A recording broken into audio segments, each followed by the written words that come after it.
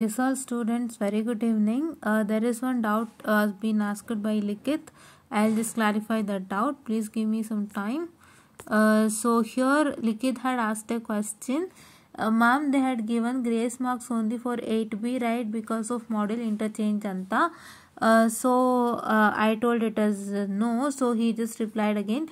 Ma'am, in a college they told us they will give grace marks for 8B. So 8Bಗೆ grace marks ಕೊಡ್ತಾರೆ ಅಂತ ನೀವು ಹೇಳ್ತಿದ್ದೀರಾ. But C one thing ಇಲ್ಲೇನು ಹೇಳ್ತಿದ್ದಾರೆ ಅಂದರೆ 8B module interchange, that is true. Module interchange module the 5 question is been given instead of module 4. Module 5ನ instead of module 4 module 5 ಕೊಟ್ಟಿದ್ದಾರೆ ಅಂತ ಹೇಳ್ತಾ ಇದ್ದಾರೆ. ಸೊ ಇಲ್ಲೇನು ಹೇಳ್ತಿದ್ರೆ student attempted full marks is given. ನೀವು ಅಟೆಂಪ್ಟ್ ಮಾಡಿದ್ರೆ ಫುಲ್ ಮಾರ್ಕ್ಸ್ ಅಂತ ಹೇಳಿದ್ದಾರೆ. ಇದನ್ನು ನೆನಪಿನಲ್ಲಿ ಇಟ್ಕೊಳ್ಳಿ. ಈಗ ನಾನು ನಿಮ್ಗೆ ಏನು ಹೇಳೋಕೆ ಹೊರಟಿದ್ದೀನಿ ಅಂದರೆ, ಇಲ್ಲಿ 8B ಕೇಳ್ತಿದ್ದೀರಲ್ವಾ ನೀವು, 8B ಅಲ್ವಾ, ನೋಡಿಲಿ ಅವರು 8Bಗೆ ನಿಮಗೆ ಸೊಲ್ಯೂಷನ್ ಕೊಟ್ಟಿದ್ದಾರೆ. See here they have provided solution to 8B and moreover 8B is board plot that you have already learned. ಹೌದಾ? Then why grace marks is needed say? ಅದು ನನ್ನ ಪ್ರಶ್ನೆ. ಸರ್ ಇಲ್ಲಿ ಏನಕ್ಕೆ ನಿಮ್ಗೆ ಸೊಲ್ಯೂಷನ್ ಕೊಡಬೇಕಾಗಿತ್ತು? ನಿಮಗೆ ಗ್ರೇಸ್ ಮಾರ್ಕ್ಸ್ ಅಂತ ಹೇಳಿದಿದ್ರೆ ಅವರು ಸಿಂಪಲ್ ಆಗಿ ಜಸ್ಟ್ ಏನೋ ಒಂದು ಅಟೆಂಪ್ಟ್ ಮಾಡಿದ್ರು ಮಾರ್ಕ್ಸ್ ಕೊಡ್ತಿದ್ರಲ್ವಾ? ಹೌದಲ್ವಾ? ಗ್ರೇಸ್ ಮಾರ್ಕ್ಸ್ ಅಂತ ಹೇಳಿದ್ರೆ what you mean by grace marks? Grace marks is nothing but, so ನಿಮ್ಗೆ ಆ ಕ್ವಶನು ಔಟ್ ಆಫ್ ಸಿಲೆಬಸ್ ಕೇಳಿದಾಗ ಅಟ್ಲೀಸ್ಟ್ ನೀವು ಏನಾದರೂ ಒಂಚೂರು ಬರೆದಿದ್ರೆ ಅದಕ್ಕೆ ಮಾರ್ಕ್ಸ್ ಕೊಡ್ತಾರೆ. So that is obviously grace marks that you all know. But ಇಲ್ಲಿ ಅವ್ರು ಗ್ರೇಸ್ ಮಾರ್ಕ್ಸ್ ಅಂತಲೂ ಇನ್ಫಾರ್ಮ್ ಮಾಡಿದಂತೆ if the student have attempted then full marks is given ಅಂತ ಹೇಳಿದ್ದಾರೆ. ಅಟೆಂಪ್ಟ್ ಮಾಡಿದ್ರೆ ಫುಲ್ ಮಾರ್ಕ್ಸ್ ಅಂತ. ಅದು ಅಲ್ಲದೆ ಇವ್ರು ಸೊಲ್ಯೂಷನ್ ಕೂಡ ಕೊಟ್ಟಿದ್ದಾರೆ. ಇವ್ರೇನಕ್ಕೆ ಸೊಲ್ಯೂಷನ್ ಕೊಟ್ಟಿದ್ದಾರೆ? ಇಲ್ಲಿ 2 ಮಾರ್ಕ್ಸ್ ಕೊಟ್ಟಿದ್ದಾರೆ, 2 ಮಾರ್ಕ್ಸನ್ನು ಕೊಟ್ಟಿದ್ದಾರೆ. ಸೊ ಟೋಟಲ್ 8 ಮಾರ್ಕ್ಸ್ ಆಯಿತು.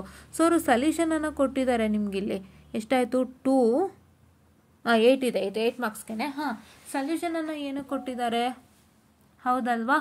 ಸೊ ಹಾಗಾಗಿ there is no grace marks given. ಆಯಿತಾ? ಸೊ ಅದು ನಮಗೆ ಕರೆಕ್ಟಾಗಿ ಅವರು ಗ್ರೇಸ್ ಮಾರ್ಕ್ಸ್ ಕೊಡ್ತಾರೆ ಕೊಡಲ್ಲ ಅಂತ ಹೇಳಿಲ್ಲ. ಅವ್ರು ಜಸ್ಟ್ ಹೇಳಿದ್ದು ಸ್ಟೂಡೆಂಟ್ ಅಟೆಂಪ್ಟ್ ಮಾಡಿದರೆ ಫುಲ್ ಮಾರ್ಕ್ಸ್ ಅಂತ ಹೇಳಿದ್ದಾರೆ. ಹೌದಾ? ಸ್ಟೂಡೆಂಟ್ ಅಟೆಂಪ್ಟ್ ಮಾಡಿದರೆ ಫುಲ್ ಮಾರ್ಕ್ಸ್ ಅಂತ ಹೇಳಿದ್ದಾರೆ.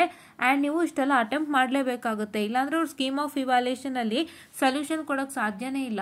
And moreover board plot ಇರೋವಂಥದ್ದು ನೀವೆಲ್ಲ ಓದಿರೋ ಅಂಥದ್ದೇ. ಸೊ ಹಾಗಾಗಿ ನೀವು ಎಲ್ಲಿ ಕೊಟ್ಟರು ಬರಿಬೋದಲ್ವಾ? Interchange is not a matter. ನಿಮಗೆ ಒಂದು ಆಲ್ರೆಡಿ 7A 7B ಕ್ವಶನ್ ಇತ್ತು, ಫುಲ್ ಆ ಮಾಡ್ಯೂಲಿಂದನೇ ಕೊಟ್ಟಿದ್ದಾರೆ.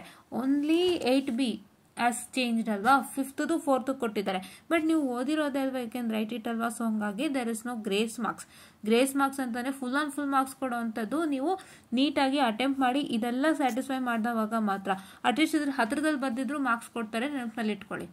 ಆಯಿತಾ?